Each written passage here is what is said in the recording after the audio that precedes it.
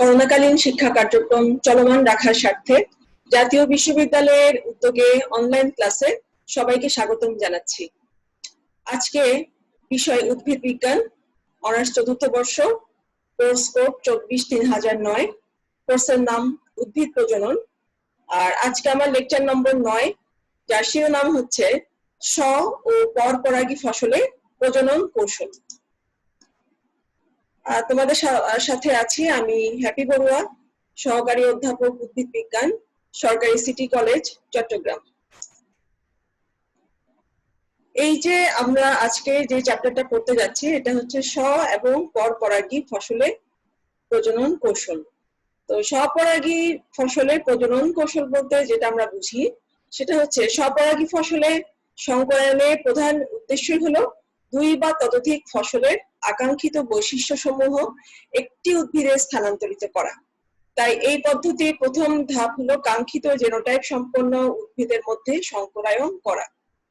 তো তোমরা তো নিশ্চয়ই জানো স্বপরাগায়িত ফসলে যেহেতু তাদের ফুলগুলো উভয় লিঙ্গ এবং ফুলগুলো স্বপরাগায়নের মাধ্যমে তাদের পরাগায়ন এবং পরবর্তীতে নিষেক্রিয়া সম্পন্ন করে, তো এই ধরনের উদ্ভিদের ক্ষেত্রে যদি তাদের জাত উন্নয়ন করতে হয়, যদি তাদের বিভিন্ন বৈশিষ্ট্যের উন্নয়ন করতে হয়, তাহলে কিন্তু তাদের মধ্যে প্রথমত কাঙ্ক্ষিত বৈশিষ্ট্য আনার জন্য একটা পরাগায়ন সম্পন্ন করতে হয়।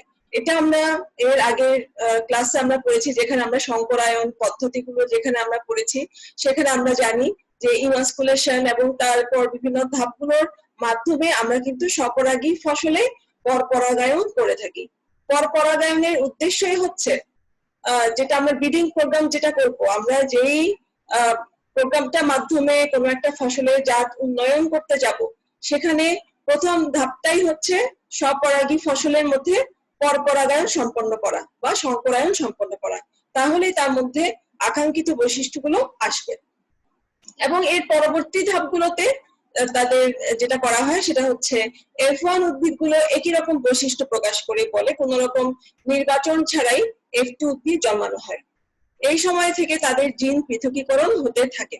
তাহলে F1 উদ্ভিদে যেহেতু একটা পরাগায়ন ঘটলো, এখানে সবগুলো একই বৈশিষ্ট্য প্রকাশ করবে। তার মানে কি তোমরা নিশ্চয়ই জানো এখানে যে প্রথম যে জন্য সেখানে তাদের সবার বৈশিষ্ট্য একই হবে। পরবর্তীতেই এই উদ্ভিদগুলোকে সবাইকে F2 উদ্ভিদে জন্মানো হয় এবং F2 উদ্ভিদে জন্মানোর পর এখানে কিন্তু তাদের স্বপরাগায়ন সম্পন্ন করা হয় এবং স্বপরাগায়নের ফলে তাদের জিন পৃথকীকরণ হতে থাকে। পরবর্তী কয়েক বছর উদ্ভিদগুলোতে স্বপরাগায়ন এবং বাছাইকরণের মাধ্যমে শেষ পর্যন্ত একটি উন্নত বৈশিষ্ট্য সম্পন্ন আকাঙ্ক্ষিত উদ্ভিদ কৃষকের হাতে পৌঁছায়। তাহলে তোমাদেরকে প্রথমে তো জানতে হবে যে তুমি কোন দুটো উদ্ভিদের মধ্যে তুমি সংকরায়ন করতে যাচ্ছ। মানে তুমি যেই উদ্ভিদের তুমি উন্নয়ন ঘটাতে চাচ্ছ সেটা স্বপরাগী হলেও তুমি তার মধ্যে তুমি তোমার মতো করে তুমি সংকরায়নটা করবে, যেহেতু তুমি তার মধ্যে কোনো একটা বৈশিষ্ট্য আনতে চাও। তো সংকরায়ন করার পরে প্রথম যে F1 জনু, সেখানে কোনো ধরনের নির্বাচন হবে না, নির্বাচন হবে F2 থেকে পরবর্তী জেনারেশনে।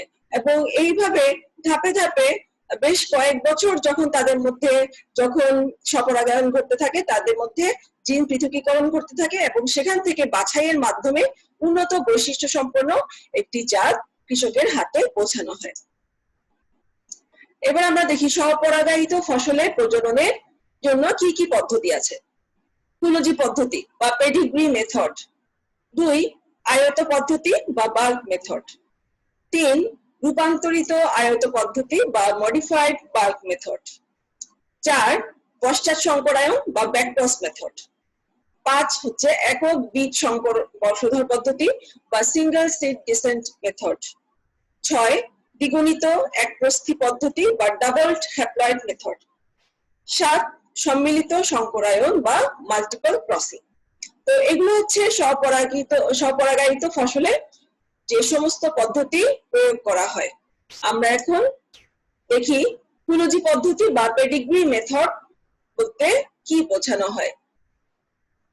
ফুলজি শব্দটা মনে রাখার জন্য বা বুঝার জন্য তোমাদেরকে প্রথমেই একটু আমি ধারণা দিয়ে রাখি। ফুলজি মানে হচ্ছে যেমন তোমরা জানো যে আগেকার দিনে যখন বিয়ে হতো তখন জাত কুল দেখতো বা ঠিকুজি দেখতো, ছেলে মেয়ের ঠিকুজি দেখতো। ঠিকুজি মানে কি? তার বংশ পরম্পরা। তার বংশ পরম্পরা মানে তার বাবা, তার এবং তার পূর্ববর্তী যে জেনারেশন আছে তাদের সবার বৈশিষ্ট্যগুলো দেখা বা তাদের পরিচয় দেখা। তো এই জিনিসটা যদি তোমরা মনে রাখো তাহলে এখান থেকে তোমরা কুলজিও তোমরা মনে রাখতে পারবে। কুলজি মানে হচ্ছে তার পূর্ববর্তী বংশধর সম্পর্কে সম্পূর্ণ রেকর্ডটা বজায় রাখা। তো এখন দেখো কুলজি পদ্ধতি আমরা দেখি। F2 এবং পরবর্তী বংশধর সমূহে স্বতন্ত্র উদ্ভিদ সমূহে জন্মানো হয়।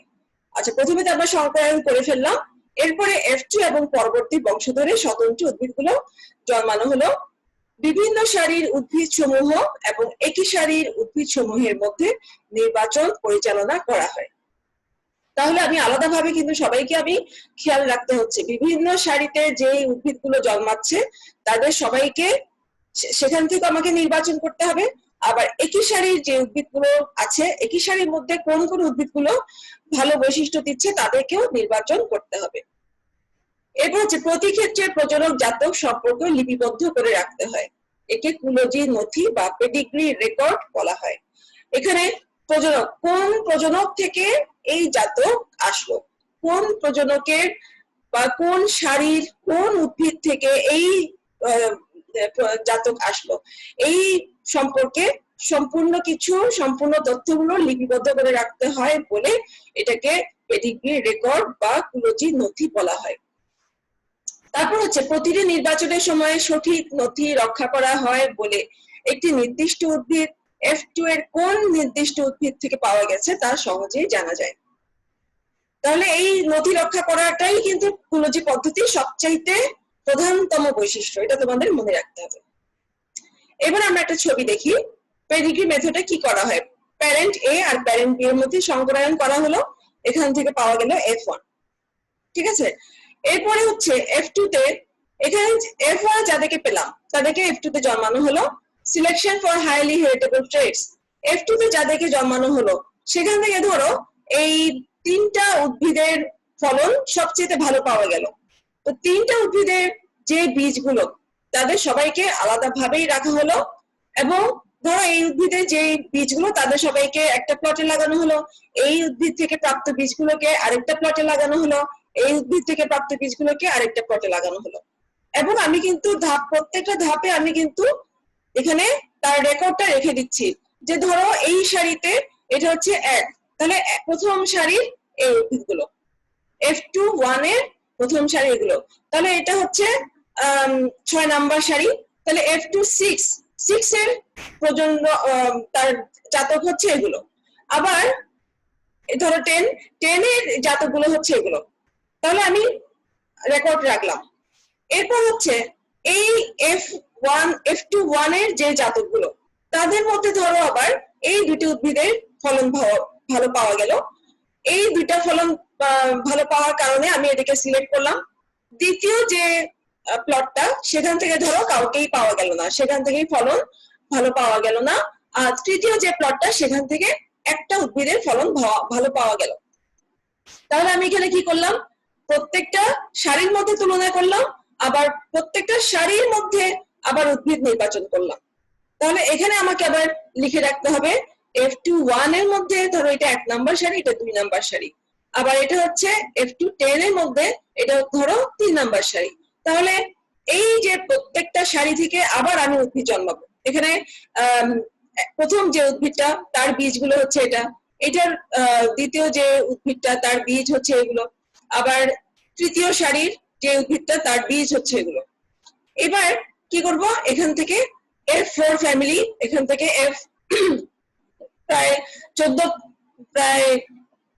10-11 বছর পর্যন্ত এটা চালানো হয়, এবং এই চালানোর পরে লাস্ট পর্যন্ত আমি যাদেরকে নিলাম এখানে FN হিসেবে দেখানো হয়েছে, যে N-তম বর্ষ পর্যন্ত বা N-তম জন্ম পর্যন্ত তাদের মধ্যে নির্বাচন পরিচালনা করতে হয়, এবং শেষ পর্যন্ত আমরা কিছু উদ্ভিদ পাই যেখান থেকে আমরা আবার সিলেকশন করে সেখান থেকে আমরা জাতক পরীক্ষণের মাধ্যমে তাদের ফলন যাচাই করি এবং তারপরে সেই জাতটাকে আমরা কৃষকের হাতে পৌঁছাই।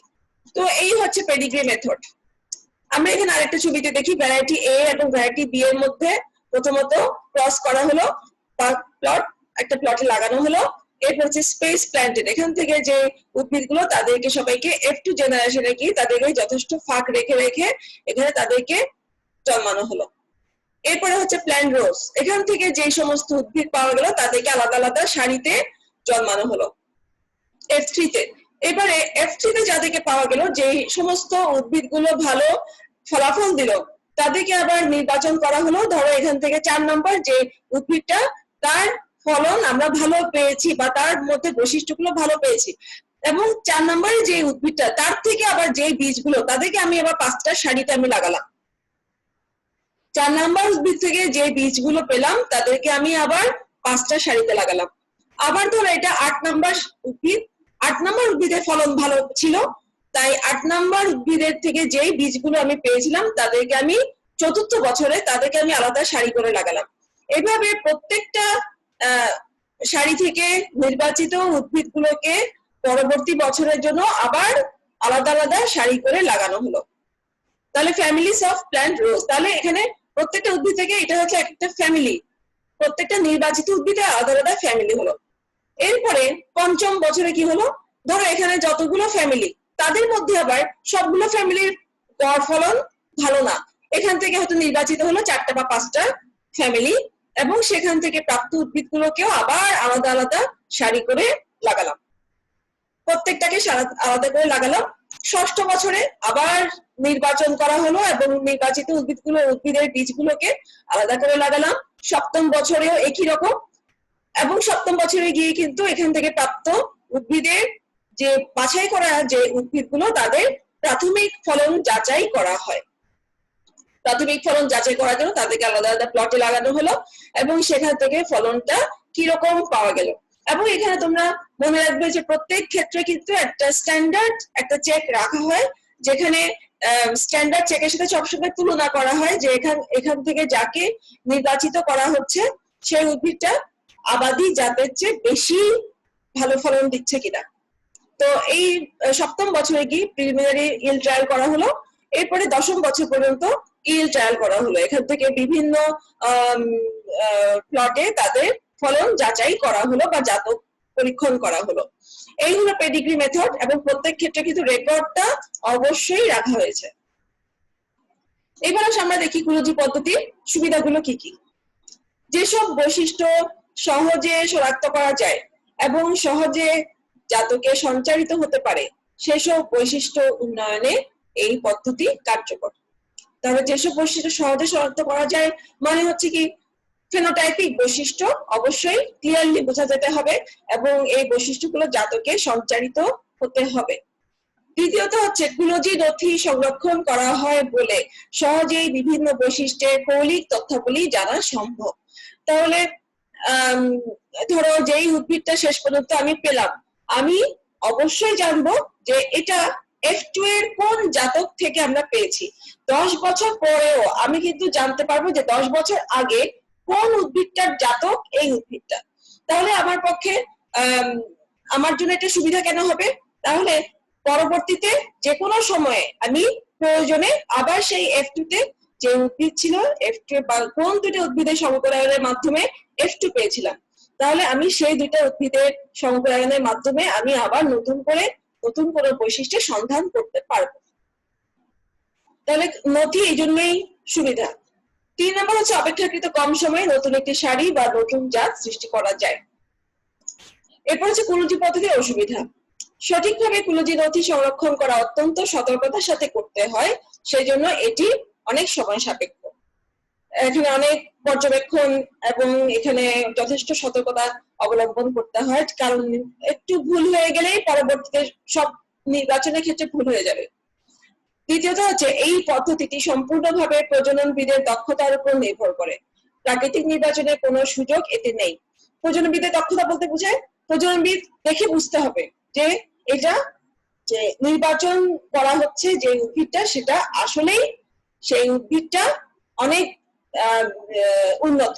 হ্যাঁ, এই দক্ষতা অ্যাপ্লাই করতে হবে প্রজনন বৃদ্ধির প্রত্যেকটা ধাপে। তৃতীয়ত হচ্ছে F2 এবং F3 জমিতে যথেষ্ট দক্ষতার সাথে কাঙ্ক্ষিত উদ্ভিদ নির্বাচনে ব্যর্থ হলে পরবর্তীতে তা ফিরে পাবার উপায় থাকে না। তাহলে তুমি যদি প্রথমে যদি কোনো ভুল হয়ে যায়, তাহলে পরবর্তীতে তুমি 10 বছর পরে গিয়ে সেই কাঙ্ক্ষিত উদ্ভিদ নির্বাচনের মানে তুমি যদি কোনো একটা বৈশিষ্ট্য তুমি যদি ভুল করে ফেলো, তুমি যদি তাকে ছেড়ে দাও, তুমি যদি তাকে বাছাই করে নিতে না পারো F2 বা F3 তে, তাহলে পরবর্তীতে কিন্তু তুমি সেই বৈশিষ্ট্যটা আর ফিরে পাচ্ছ না, কারণ তুমি 10 বছরে কিন্তু তুমি অন্য কোনো বৈশিষ্ট্যকে তুমি হয়তো গুরুত্ব দিয়ে ফেলেছো, যেটা তুমি F2 তে তুমি হয়তো খেয়াল করো নাই। তো এটা হচ্ছে কুলুজি পদ্ধতির অসুবিধা। এবার আসো আমরা দ্বিতীয় আরেকটা পদ্ধতিতে আমরা যাচ্ছি, এটাকে বলা হচ্ছে আয়ত পদ্ধতি বা বাল্ক মেথড। এই পদ্ধতিতে এবং পরবর্তী কয়েকজনতে বাছাইকৃত উদ্ভিদের বীজসমূহকে আলাদা না রেখে মিশ্রিত করে ফেলা হয় এবং পরবর্তী 6-7 বা আরো কয়েকজন উপর স্বতন্ত্র উদ্ভিদ নির্বাচন করা হয়। তো তোমরা যদি গণনির্বাচন ক্লাসটা করে থাকো, নিশ্চয়ই তোমরা জানো যে গণনির্বাচনের ক্ষেত্রেও কিন্তু এই ধরনের একটা ব্যাপার ছিল, নির্বাচিত উদ্ভিদের বীজগুলোকে একসাথে মিক্স করে ফেলার একটা ব্যাপার ছিল। তোমরা মনে রাখার জন্য এই পদ্ধতির সাথে গণনির্বাচনের পদ্ধতি মিলিয়ে তোমরা মনে রাখতে পারো। হ্যাঁ, এখানে করা হয় কি, বাছাইকৃত উদ্ভিদের বীজগুলোকে আলাদা করা হয় না, বরং মিশ্রিত করে ফেলা হয় এবং 6-7 বা আরো কয়েকজন উপর স্বতন্ত্র উদ্ভিদ নির্বাচন করা হয়। 3টে উদ্দেশ্যে এই পদ্ধতি প্রয়োগ করা হয়। ক, হোমোজাইগাস লাইন সমূহ পৃথক করা। খ, সঠিক পরিবেশে নির্বাচনের জন্য অপেক্ষা করা। আর গ হচ্ছে প্রাকৃতিক নির্বাচনের সুযোগ দেওয়া। প্রাকৃতিক নির্বাচন মানে তোমরা নিশ্চয়ই জানো যে বিভিন্ন পরিবেশে কোন একটা উদ্ভিদ কতটুকু বেঁচে থাকছে বা কতটুকু সে তার অ্যাডাপ্টিবিলিটি বা অন্যান্য যে বৈশিষ্ট্যগুলো কতটুকু দেখাচ্ছে, এটাকেই বলা হচ্ছে প্রাকৃতিক নির্বাচন। আর সঠিক পরিবেশে নির্বাচনের জন্য অপেক্ষা করা, হোমোজাইগাস লাইন সমূহ পৃথক করা, এই হচ্ছে বাল্ক বিধি। এবার আসো আমরা বাল্ক ব্রিডিংটা দেখি আয়ত পদ্ধতিতে কিভাবে প্রজনন সম্পন্ন করা হয়। প্রথমত ভ্যারাইটি এ এবং ভ্যারাইটি বি এর মধ্যে ক্রস করা হলো, এই একটা প্লটে লাগানো হলো। এখানে কিন্তু সব মিক্স হচ্ছে, বারবার এটা খেয়াল রাখতে হবে। F1 এ আমি যাদেরকে পেলাম তাদেরকে আমি আবার F2 তে পেলাম, F2 তে এখানে আবার প্লটে লাগালাম, এখান থেকে আবার নির্বাচিত উদ্ভিদের বীজগুলোকে আমি বাছাই করলাম এবং একসাথে মিক্স করে ফেললাম। F3 তে তাদেরকে আমি আবার লাগালাম এবং F4 এ গিয়ে সেখান থেকে প্রাপ্ত উদ্ভিদগুলোকে আমি পেলাম। এরপরে পঞ্চম বছরে হচ্ছে এখান থেকে নির্বাচিত উদ্ভিদের বীজগুলোকে কালেকশন করা হলো এবং তাদেরকে সারিবদ্ধভাবে এবং ফাঁকা রেখে এদেরকে জমিতে লাগানো হলো, এটাকে বলা হচ্ছে স্পেস প্ল্যান্টেড। এরপরে ষষ্ঠ বছরে গিয়ে প্ল্যান্ট অর হেডরোজ, এখান থেকে যে উদ্ভিদগুলোকে আমি বাছাই করে নিলাম তাদেরকে ষষ্ঠ বছরে আমি আলাদা আলাদা সারিতে লাগালাম। এরপরে সপ্তম বছরে প্রিলিমিনারি ইল্ড ট্রায়াল, এখান থেকে আমি তাদের ফলন পরীক্ষা করব। এরপরে দশম বছর পর্যন্ত আমি করব কি, তাদেরকে ইল্ড ট্রায়াল করব, তাদেরকে তাদের ফলন পরীক্ষা করার জন্য আলাদা আলাদা প্লটে আমি লাগাবো এবং সেখান থেকে যেই উদ্ভিদটার যেই প্লটের রেজাল্টটা ভালো পাওয়া যাবে তাদেরকে নতুন জাত হিসেবে আমি বাইরে কৃষকের হাতে ছড়িয়ে দেব। এরপর হচ্ছে আয়ত পদ্ধতির সুবিধাগুলো আমরা দেখি। এটি সহজ এবং সুবিধাজনক পদ্ধতি। এই প্রক্রিয়ায় বংশ বিবরণ নথি সংরক্ষণ করতে হয় না বলে এতে তুলনামূলকভাবে সময় এবং শ্রম কম লাগে। যেটা আমরা পেডিগ্রি মেথডে আমরা কি করেছিলাম, আমরা করেছিলাম সেখানে বংশ বিবরণ নথি সংরক্ষণ করতে হয়। তাহলে বংশ বিবরণ নথি যদি সংরক্ষণ করতে হয় তাহলে দেখা যায় যে সেখানে তাদের প্রত্যেকটা ধাপে বা প্রত্যেকটা সিলেকশনের সময় যথেষ্ট গুরুত্ব দিতে হয় এবং এতে অনেক সময় দিতে হয়। কিন্তু আয়ত পদ্ধতিতে যেহেতু আমাকে প্রত্যেকটা বছরে বা প্রত্যেকটা সিলেকশনের ক্ষেত্রে যেহেতু আমাকে অনেক বেশি মনোযোগ দিতে হচ্ছে না, অনেক বেশি সময় দিতে হচ্ছে না, সেজন্য এটা তুলনামূলকভাবে সহজ। 3 হচ্ছে এই প্রক্রিয়ায় সর্বদা বৃহৎ পপুলেশন জন্মায়, ফলে প্রাকৃতিক নির্বাচনের দ্বারা অতিক্রমী জিনোটাইপ জন্মায়। এখানে কি হচ্ছে, প্রত্যেক বছর আমি বাছাই করা উদ্ভিদের বীজগুলোকে মিশ্রিত করে ফেলছি এবং মিশ্রিত করে সেখান থেকে আমি আবার নতুন পরের বছর আমি সেখান থেকে আমি নতুন প্লটে আমি লাগাচ্ছি। তাহলে এখানে হচ্ছে কি বারবার বৃহৎ পপুলেশন জন্মাচ্ছে, আবার সেখানে প্রাকৃতিক নির্বাচনের দ্বারা অতিক্রমী জেনোটাইপ জন্মায়।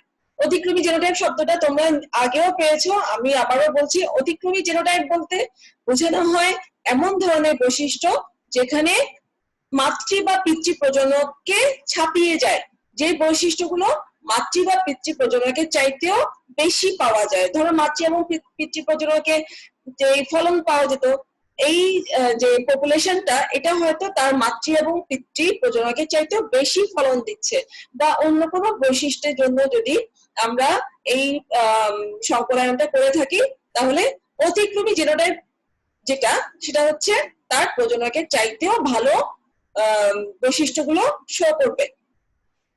4 নম্বর হচ্ছে এই প্রক্রিয়ায় প্রাকৃতিক এবং কৃত্রিম ভাবে অবাঞ্ছিত উদ্ভিদ অপসারণ করা যায়, ফলে উদ্ভিদের বাঞ্ছিত বা কাঙ্ক্ষিত বৈশিষ্ট্যের মাত্রা বৃদ্ধি পায়। এখানে যেহেতু বাছাই হচ্ছে, তাহলে অবাঞ্ছিত যদি কোনো বৈশিষ্ট্য থাকে সেগুলো বাদ পড়ে যাচ্ছে, তাহলে বাঞ্ছিত বৈশিষ্ট্যের মাত্রা বৃদ্ধি পায়। এই হচ্ছে আয়ত পদ্ধতির সুবিধা।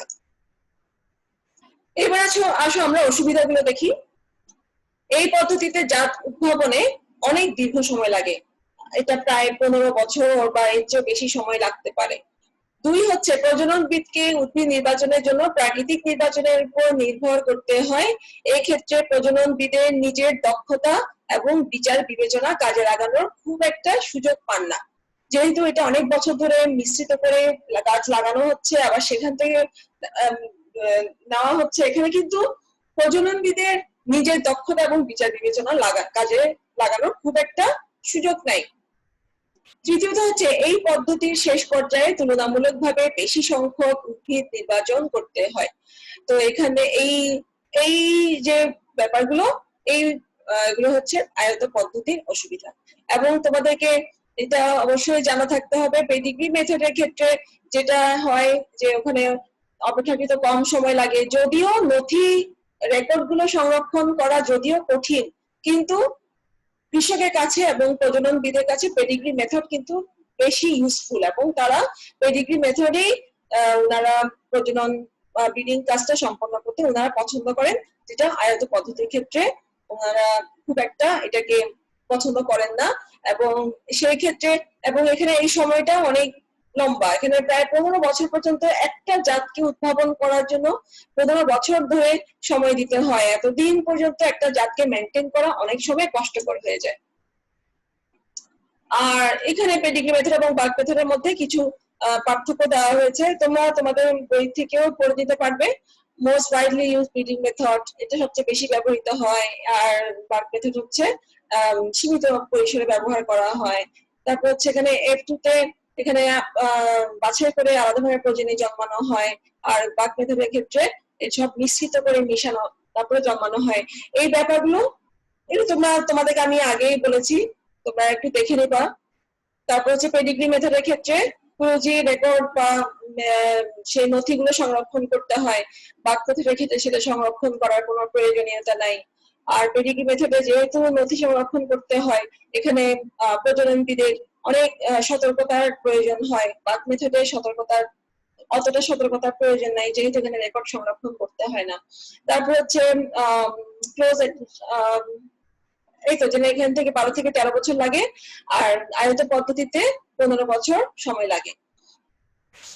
তোমাদের পরীক্ষাতে কিন্তু এই প্রশ্নগুলো আসে, পেডিগ্রি মেথড এর বৈশিষ্ট্য লেখো, তারপর আয়ত পদ্ধতির বৈশিষ্ট্য লেখো, কার্যধারা লেখো, তারপর পেডিগ্রি মেথড এবং বার্ক মেথডের মধ্যে পার্থক্য লেখো। এগুলো কিন্তু পরীক্ষাতে প্রায় সময়ই দেওয়া হয়। এবারে হচ্ছে পশ্চাৎ সংকরায়ন বা ব্যাকক্রস মেথড, এটাও কিন্তু স্বপরাগী উদ্ভিদের ক্ষেত্রে একটা অনেক বেশি ব্যবহৃত একটা সংকরায়ন পদ্ধতি, পশ্চাৎ পদ্ধতি বা পশ্চাৎ সংকরায়ন বা ব্যাকক্রস মেথড। তো এখানে যেটা করা হয়, এটা আমরা সামনে আরেকটা ক্লাসে আমরা এটা নিয়ে অনেক ডিটেইলসে পড়বো, আজকে কিছুটা বলে রাখি। এখানে হচ্ছে donor parent, recurrent parent. Donor parent এবং রিকারেন্ট প্যারেন্ট বলতে দুইটা প্রজনক নির্বাচন করা হয়। ডোনার প্যারেন্টকে সাধারণত মাতৃ প্রজনক হিসেবে ব্যবহার করা হয়, আর রিকারেন্ট প্যারেন্টকে পিতৃ প্রজনক হিসেবে ব্যবহার করা হয়। আর এখানে যেই উদ্ভিদের বৈশিষ্ট্য আনতে হবে, ডোনার প্যারেন্টের যে বৈশিষ্ট্য আনতে হবে তাকে বলা হয় রিকারেন্ট, মানে যাকে বারবার ব্যাকক্রস করানো হবে, তাকে বলা হয় রিকারেন্ট। এটা সাধারণত বিভিন্ন ধরনের রোগ প্রতিরোধ ক্ষমতা বা বিশেষ কোনো একটা বৈশিষ্ট্য আনার জন্য এই ধরনের ব্যাকক্রস পদ্ধতি ব্যবহার করা হয়। এখানে দেখো, এখানে রাস্ট রেজিস্ট্যান্ট ভ্যারাইটি, যেটা এটা হচ্ছে রাস্ট রেজিস্ট্যান্ট ভ্যারাইটি, যেটার মধ্যে কোন একটা মরিচা প্রতিরোধক জিন আছে, যেটা ক্যাপিটাল হিসাবে আছে। আর রিকারেন্ট ভ্যারাইটি যেটা অ্যাডাপ্টেড ভ্যারাইটি, যেটা ওই রোগের প্রতি সংবেদনশীল। তাদের মধ্যে ক্রস করানো হলো, পাওয়া গেল ক্যাপিটাল আর স্মল আর। এর সাথে আবার আনা হলো রিকারেন্ট প্যারেন্ট, যেটা অ্যাডাপ্টেড ভ্যারাইটি, যেটা আবাদি, তারপর যেটা কোন একটা পরিবেশের সাথে অলরেডি সে অ্যাডাপ্টেশন করে ফেলেছে, কিন্তু ওই রোগটার দ্বারা বারবার আক্রান্ত হয়। তো আমি সেই জাতটাকেই বারবার রিকারেন্ট প্যারেন্ট হিসেবে ব্যবহার করা হবে, এবং এই জাতের মধ্যে এই জাতের বেশিরভাগ জিনগুলোকে এই ডোনার প্যারেন্টের জিনের মধ্যে নিয়ে আসা হবে। আমরা একটু দেখি, বারবার এইটাকে বলা হচ্ছে ব্যাকক্রস। বারবার প্রজনকের সাথে F1 এ যাকে পেলাম তার সাথে আমি আবার প্রজনকের সাথে আমি আবার তাকে রিকারেন্ট প্যারেন্টের সাথে আমি আবার ক্রস করলাম। এরপর আমি যাকে পেলাম এটাকে বলা হচ্ছে PC1, ব্যাকক্রস 1 প্রজেনি। এখান থেকে আবার প্যারেন্টের সাথে আবার ক্রসিং করলাম। এরপর PC2 প্রজেনি যাকে পেলাম। প্রত্যেকবার এখানে সিলেকশন হলো, এবং সিলেকশন করে সেখান থেকে যে প্রাপ্ত উদ্ভিদগুলো তাদের সাথে আবার সেই রিকারেন্ট প্যারেন্টের সাথে আবার তাকে ক্রসিং করানো হলো। এইভাবে 4 বছর ধরে ব্যাকক্রস করানো হলো, এবং শেষ পর্যন্ত গিয়ে এখান থেকে বাছাই করা হলো। এখানে তোমরা দেখবা যে এখানে যে ক্রসিং এর পর এখানে রোগ প্রতিরোধ ক্ষমতা সম্পন্ন এবং রোগের প্রতি সংবেদনশীল যে জাতগুলো পাওয়া গেল, তাদের ইয়ে হচ্ছে 1:1, তাদের অনুপাত 1:1। তারপরে প্রত্যেকটা জায়গায়, এবং এখানে কোন একটা জাতক রোগ প্রতিরোধী হলো কিনা সেটা জানার জন্য কিন্তু আবার এখানে কৃত্রিম ভাবে রোগ সংক্রমণ করানো হয়। ধরো এখানে F1 এ যে উদ্ভিদগুলো জন্মানো হলো, এটা তো রোগ প্রতিরোধ ক্ষমতার জন্য যদি করানো হয়, তাহলে এটা তো বাইরে থেকে দেখে কোনোভাবেই বোঝা যাবে না যে এখানে রোগ প্রতিরোধ ক্ষমতা সম্পন্ন আর ক্যাপিটাল আর জিনটা আসছে কিনা, এটা কোনোভাবেই জানা সম্ভব না। তো জানার জন্য করতে হয় কি, এখানে F1 এ যে উদ্ভিদগুলো পাওয়া গেল তাদেরকে কৃত্রিম ভাবে রাস্ট ছত্রাক দিয়ে তাদেরকে আক্রান্ত করা হলো, এবং আক্রান্ত করার পরে যাদেরকে পাওয়া গেল রোগাক্রান্ত যাদেরকে পাওয়া গেল তাদেরকে ফেলে দেওয়া হলো, আর রোগ প্রতিরোধ ক্ষমতা যাদের মধ্যে পাওয়া গেল, যারা রোগাক্রান্ত যারা হলো না তাদেরকে বাছাই করা হলো। তাদের সাথে আবার স্মলারে আবার মানে আবাদি জাতে আবার ক্রসিং করানো হলো, এখান থেকে আবার বাছাই করা হলো। এটা করা হয় প্রজাতির যে সম্পূর্ণ জিনগুলোকে এক জায়গায় নিয়ে আসার জন্য। তো এটা হচ্ছে পশ্চাৎ সংকরায়ন, এবং এটা বিভিন্ন বৈশিষ্ট্য আনার জন্য বা রিসিসিভ কোনো বৈশিষ্ট্য আনার জন্য এই পশ্চাৎ সংকরায়ন অনেক বেশি পরিমাণে ব্যবহার করা হয়। আমরা এটা আগামী কোনো একটা ক্লাসে এটা পড়ব। এবার আমরা দেখি পরপরাগী ফসলে প্রজনন কৌশল। পরপরাগী যে সমস্ত ফসল তারা তো এমনিই পরাগায়ন হয়, এমনিতেই অন্য কোনো ফুলের মাধ্যমে তাদের পরাগায়ন হয়। তো এই ক্ষেত্রে কিন্তু প্রজনন কৌশলের জন্য এখানে প্রজনন সম্পন্ন করা কিন্তু এখানে তুলনামূলকভাবে অনেকটাই সহজ। 2 বা ততোধিক জাত বা প্রজাতির কাঙ্ক্ষিত বৈশিষ্ট্য একটি জাতে সন্নিবিষ্ট করা এবং সংকর সাবল্য ব্যবহার করে সংকর জাত তৈরি করার উদ্দেশ্যে পরপরাগী ফসলে সংকরায়ন পদ্ধতি প্রয়োগ করা হয়। তো এখানে 2 বা ততোধিক নির্বাচিত যে বৈশিষ্ট্যগুলো, যে কাঙ্ক্ষিত বৈশিষ্ট্যগুলো, তাদেরকে একটা জাতে নিয়ে আসা, হ্যাঁ, এই উদ্দেশ্যে পরপরাগায়ন করানো হয়। পরপরাগী ফসলে বিভিন্ন ধরনের সংকরায়ন করা হয়। একক ক্রস সংকর জাত, এটা তোমরা নিশ্চয়ই জানো, সিঙ্গেল ক্রস হাইব্রিড ভ্যারাইটি, এ একটা ভ্যারাইটি, বি একটা ভ্যারাইটি, এবং এই দুইটা ভ্যারাইটির মধ্যে যখন ক্রস করানো হলো তার ফলে নতুন একটা হাইব্রিড উৎপন্ন হলো, যার মধ্যে এ এবং বি এর সব বৈশিষ্ট্যগুলো আছে।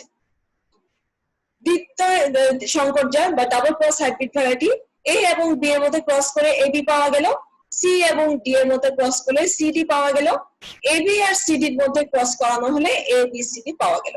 তাহলে এখানে দুইবার ক্রস করানো হলো, দুইবার একক ক্রস, এবং পরবর্তীবারে এই একক ক্রসের ফলে প্রাপ্ত যে জাতক তাদের মধ্যে আবার সংকরায়ন করা হলো, এবং এরপরে যে জাতটা পাওয়া গেল সেটা হচ্ছে একটা ডাবল ক্রস হাইব্রিড। এরপর হচ্ছে double top cross hybrid variety, একটি একক ক্রস সংকর এবং একটি মুক্ত পরাগী জাতের মধ্যে সংকরায়নের মাধ্যমে সৃষ্ট জাত। একক ক্রস সংকর মানে হচ্ছে যেটা আমরা আগে দেখেছি এ আর বি এর মধ্যে যদি ক্রস করানো হয় সেখান থেকে এ বি আমরা পেলাম, তার সাথে আবার মুক্ত পরাগী জাতের মধ্যে সংকর সৃষ্টি করা, এটাকে বলা হচ্ছে double top cross variety hybrid variety. এরপর হচ্ছে ত্রিমুখী ক্রস সংকর জাত, three way cross hybrid variety, দুটি প্রজনক সৃষ্ট সংকরকে তৃতীয় একটি প্রজনকের সাথে সংকরায়ন করা হয়। এ আর বি এর মধ্যে ক্রস করে আমরা এ বি পেলাম, তার সাথে আবার তৃতীয় একটা প্রজনকের সাথে সংকরায়ন করা হলো, এটাকে বলা হলো three way cross hybrid variety. এরপর হচ্ছে ত্রয়ী ক্রস সংকর জাত, ট্রিপল ক্রস হাইব্রিড ভ্যারাইটি, দুটি ত্রিমুখী ক্রস সংকরের মধ্যে সংকরায়নের ফলে সৃষ্ট জাত। যেটা আমরা আগে দেখলাম এ আর বি এর মধ্যে ক্রস করানো, তার সাথে সি ক্রস করানো হলো, আমরা এ বি সি পেলাম। আবার ধরো ডি আর ই এর মধ্যে ক্রস করে ডি ই পেলাম, তার সাথে আবার এফ কে ক্রস করানো হলো, তাহলে পাওয়া গেল ডি ই এফ। এই A B C R D E F এর মধ্যে ক্রস করানোর ফলে আমরা যেই হাইব্রিডটা পাবো তাকে আমরা বলবো ট্রিপল ক্রস হাইব্রিড ভ্যারাইটি। এরপর হচ্ছে সংমিশ্রিত জাত বা সিনথেটিক ভ্যারাইটি, কিছু সংখ্যক সহজাত সারির মধ্যে নির্বাচন পরাগায়ন করানোর মাধ্যমে সৃষ্ট জাত। এখানে এখানে হচ্ছে নির্বিচার পরাগায়নের সুযোগ করে দেওয়া হয় এবং তার ফলে নতুন যে জাত উদ্ভাবিত হবে তাদেরকে বলা হবে সিনথেটিক ভ্যারাইটি। কম্পোজিট ভ্যারাইটি বা বিমিশ্র জাত, বাহ্যিক বৈশিষ্ট্যের ভিত্তিতে কতগুলো উৎকৃষ্ট উদ্ভিদ সারিকে নির্বাচন করে তাদের মধ্যে মুক্ত পরাগায়নের মাধ্যমে সৃষ্ট সংকর উদ্ভিদের বীজ মিশ্রিত করে এই জাত তৈরি করা হয়। তাহলে এখানে প্রথমত বাহ্যিক বৈশিষ্ট্যের ভিত্তিতে কিছু উদ্ভিদকে নির্বাচিত করা হলো, তারপর তাদেরকে করা হলো কি মুক্ত পরাগায়নের মাধ্যমে এখান থেকে সংকর উদ্ভিদ পাওয়া গেল এবং তাদের সবার বীজ মিশ্রিত করে একটা টোটাল একটা জাত হিসেবে তাদেরকে রিলিজ করা, এটাকে বলা হচ্ছে কম্পোজিট ভ্যারাইটি বা বিমিশ্র জাত। এবারে আসো আমরা ছবি এবং তথ্যসূত্র দেখি। উদ্ভিদ প্রজনন ও বিবর্তন ডক্টর মোহাম্মদ শহীদুর রশিদ ভূঁইয়া, উদ্ভিদ প্রজনন professor doctor Mohammad Abdul Shahid, R W অ্যালার্ডের principles of plant breeding, H K চৌধুরীর elementary principles of plant breeding, এবং ইন্টারনেট। আমি ইন্টারনেট এবং গুগল থেকে বিভিন্ন ছবি এবং তথ্য আমি এখান থেকে সাহায্য নিয়েছি। আজকে ক্লাসটা আশা করি তোমরা বুঝতে পেরেছো। এখানে আমরা ইম্পর্টেন্ট কয়েকটা বিষয় আমরা এখানে আলোচনা করেছি। এখানে স্বপরাগী উদ্ভিদে কি কি ধরনের প্রজনন কৌশল ব্যবহার করা হয়, পরপরাগী ফসলে কি কি ধরনের প্রজনন কৌশল ব্যবহার করা হয়, এই ব্যাপারগুলো আমরা পড়েছি। স্বপরাগী ফসলের পেডিগ্রি মেথড এবং বার্ক মেথড আর হচ্ছে ব্যাকক্রস মেথড, এই তিনটা মেথড তোমাদের সিলেবাসে দেওয়া আছে। তো সেই কারণে পেডিগ্রি মেথড এবং বার্ক মেথড তোমরা এখান থেকে খুব ভালোভাবে পড়ে নেবে। এদের কার্যধারা, এদের সুবিধা অসুবিধা, এই দুইটা পদ্ধতির মধ্যে পার্থক্য, এগুলো তোমরা খুব ভালোভাবে পড়বে। আর আর দ্বিতীয়ত যেটা ব্যাকক্রস মেথড, সেটা আমরা আগামী একটা ক্লাসে আমরা অনেক ডিটেইলসে পড়বো। তো আশা করি তোমরা আজকে ক্লাসটা বুঝতে পেরেছো। তোমরা ছবির সাথে এই রেকর্ডিং এর সাথে মিলিয়ে, বইয়ের সাথে মিলিয়ে তোমরা পড়লে আশা করি তোমরা ধরতে পারবে। আর কারো যদি কোনো প্রশ্ন থাকে তোমরা আমাকে প্রশ্নটা লিখতে পারো, এখানে কমেন্ট করে জানাতে পারো, বা আমার ইমেইলে তোমরা তোমাদের কোনো প্রশ্ন থাকলে সেটা জানাতে পারো। আজকে ক্লাসটা শোনার জন্য সবাইকে অনেক ধন্যবাদ জানাচ্ছি। সবার জন্য অনেক শুভকামনা। সবাই সুস্থ থাকো, ভালো থাকো, বাড়িতে নিরাপদে থাকো এবং পড়াশোনা করো।